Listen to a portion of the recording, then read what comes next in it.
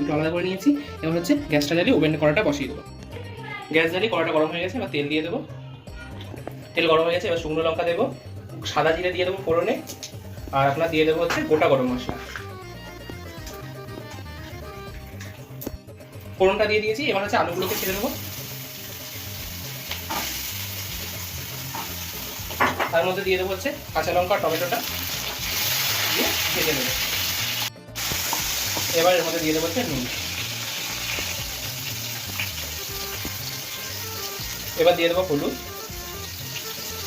লঙ্কার গুঁড়ো, জিরের গুঁড়ো, ধনের গুঁড়ো,